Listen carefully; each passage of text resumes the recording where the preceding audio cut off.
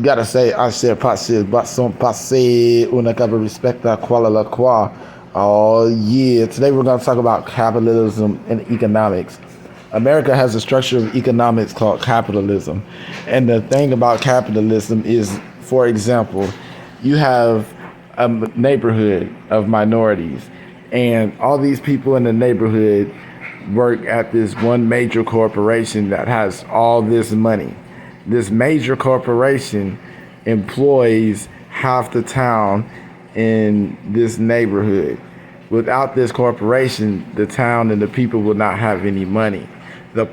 One day, Susan decides to get a job to pay for her rent. She has 3 kids and she's a single mother. Susan applies for this job at a major corporation. Let's just say 7-Eleven, for example. Now, the manager at 7-Eleven knows that Susan is a single mom and she really needs her job because in her interview, she had mentioned that how important it was for her to have a job and how she would do her best every single day. Well, one situation arises where Susan sees a customer being mistreated by the man who hires her.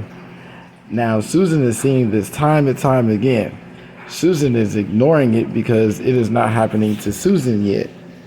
But one day, the manager goes off on Susan for being late because Susan has to take her kids to the hospital because her kids are sick. Susan gets yelled at and yelled at and yelled at every single day. Now, Susan really hates coming to her job. Because her manager is mean, abusive, and yelling. The only other job that she can work is 5 miles away. She has no car. She's been trying to work to save up money so that she can get a car so that she can get a better job to take care of her kids. Since the manager knows this, Susan is afraid to report the situation. Susan finally reports the situation after almost having a nervous breakdown due to the abuse by the manager of the store. Susan then loses hours and money after reporting.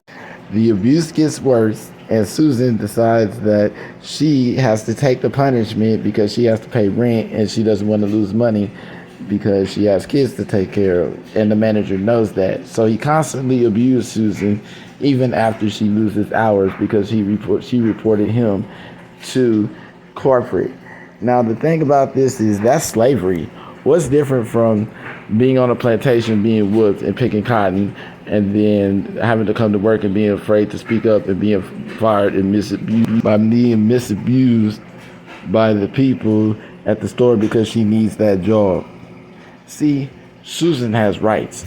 That's what the union was for.